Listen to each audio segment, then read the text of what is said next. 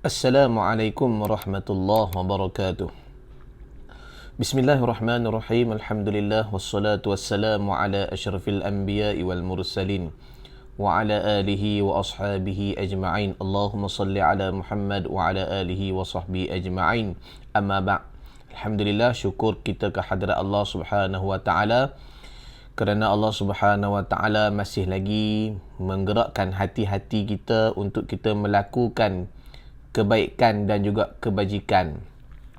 Mudah-mudahan dengan kebaikan dan juga kebajikan yang kita lakukan pada setiap hari kehidupan kita di dunia ini, moga-moga Allah Subhanahu wa taala dikira sebagai satu ganjaran yang terbaik di sisi Allah. Apabila seseorang itu melakukan kebaikan dan juga kebajikan di dunia, bahkan Allah Subhanahu wa taala akan memberikan ganjaran yang terbaik di akhirat nanti. Seperti mana kata hadis Nabi SAW, hadis Nabi menyebut yang telah pun diriwayatkan daripada Bukhari wa Muslim. Nabi sebut, sabiqu ilal maghfirah. Berlumba-lumbalah kamu dalam melakukan kebaikan. Wassabiqu ilal khair. Dan berlumba-lumbalah kamu untuk melakukan kebajikan. Jadi kebaikan dan juga kebajikan yang kita lakukan ni, kalau kita bersungguh-sungguh dan juga istiqamah, kita akan mendapat ganjaran yang terbaik di sisi Allah Subhanahu wa taala dunia dan juga akhirat. Amin ya rabbal alamin. Di dalam sebuah hadis yang telah diriwayatkan daripada Bukhari dan juga Muslim, hadis ini menceritakan pada satu hari ada seorang sahabat dia pergi ke rumah Nabi sallallahu alaihi wasallam. Apabila dia sampai di rumah Nabi, maka dia pun bertanya kepada Nabi tentang sedekah yang paling afdal. Kadang-kadang kita memberi sedekah, kita duk bagi infak dan sebagainya, kita duk tanya-tanya juga, mana satu sedekah yang paling afdal, yang paling disukai Allah? Kan? Yang paling baik. Maka sahabat ni pun bila sampai di rumah Nabi, dia tanya, ya Rasulullah, ayyus sadaqati afdal? Mana satu sedekah yang paling afdal ya Rasulullah? Agak-agak apa Nabi SAW jawab? Hari ni saya nak bagi dua dulu. Nabi SAW semuanya ada empat sedekah yang paling afdal. Tapi hari ni kita ambil dua dulu. Antaranya, apa Nabi SAW jawab? Pertama sekali, Nabi kata apa? Pertama, Nabi kata, anta sahihun. Ketika mana kamu berada dalam keadaan sehat tubuh badan. Yakni Allah bagi kita akal boleh fikir, Allah bagi kita kaki boleh bergerak, Allah bagi kita telinga boleh mendengar, Allah bagi kita mata boleh melihat, Allah bagi kita mulut boleh bercakap, makan pun dalam keadaan selera lagi. Waktu tu kata Nabi SAW, sedekah yang paling afdal adalah ketika mana kamu berada dalam keadaan sihat tubuh badan. Waktu mana kamu sonok mencari rezeki waktu tu, pergi kerja dapat gaji setiap bulan, dapat allowance, dapat bonus. Waktu tu, sebahagian daripada harta kamu, bukan semuanya, bukan kesemuanya milik kamu, akan tetapi kamu sebahagiannya adalah kamu kena untuk orang lain, bersedekah ataupun berinfak untuk orang lain. Maknanya, belanja di jalan Allah untuk kebaikan. Tuan-tuan dan puan dirahmati Allah sekalian, sedekah yang paling baik ni, kan, sedekah yang paling baik adalah bukan kita belanja di Tesco, bukan kita belanja di mana-mana. Akan tapi, sedekah yang paling baik ni adalah kita berterusan, kita bantu orang lain. Ketika mana orang lain berada dalam keadaan kesempitan dan juga kesusahan, kita bantu dia.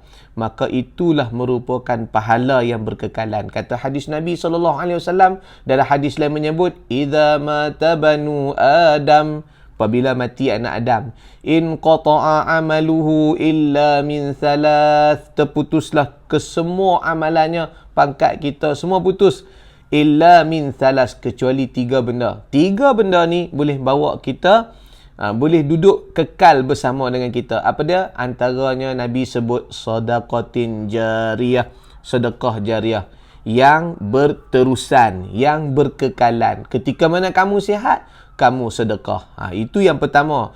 Nabi SAW menjawab kepada sahabat yang pergi ke rumahnya, tanya tentang sedekah yang paling afdal. Yang kedua, Nabi kata apa? Sedekah yang paling afdal yang kedua adalah anta syahihun. Ketika mana timbul dalam perasaan diri kamu ni rasa kedekut. Rasa kedekut, ya Allah, nak sedekah RM50 pun payah. Bukan setakat RM50, RM1 pun kadang-kadang cari pun tak jumpa dalam dompet nak sedekah. Waktu tu, bila kamu ada timbul dalam hati kamu perasaan kedekut.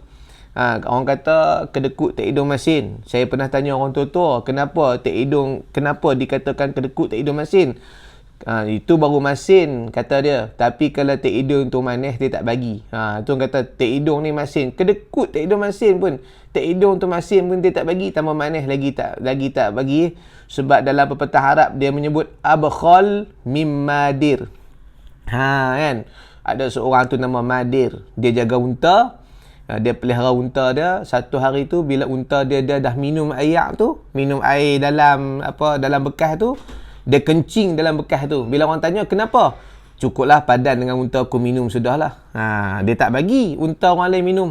Kali ikutkan bagi je lah kan. Tapi dia tak bagi. Sebab kan kedekut. Bila timbul perasaan kedekut dalam hati kita ni, waktu tu kita, kata Nabi, afdal kita sedekah. Walaupun kadang-kadang RM1 pun cukup susah kita nak sedekah. Tapi bila timbul perasaan begitu, kita sedekah juga, maka dikira sebagai satu ganjaran di sisi Allah Subhanahu wa ta'ala. Kalau nak tahu apa lagi yang ketiga dan juga yang keempat, kita akan sambung di episod yang akan datang.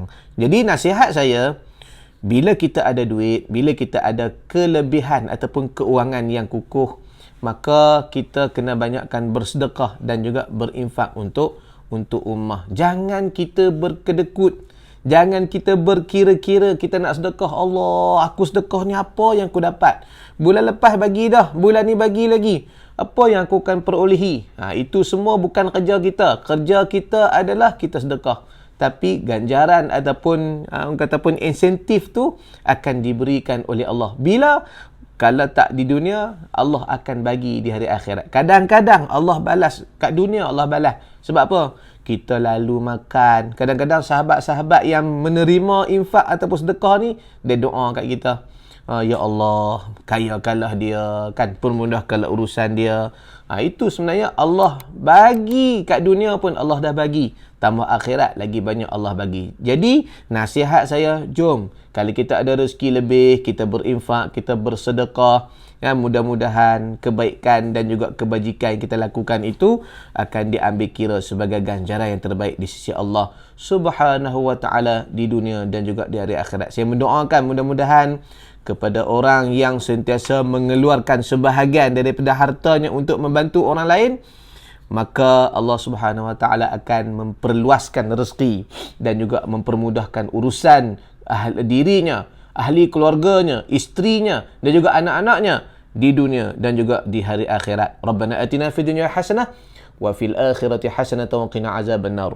Wa sallallahu wasallam alaihi walhamdulillahi rabbil alamin. Hadza wa billahi taufiq wal hidayah. Assalamualaikum warahmatullahi wabarakatuh.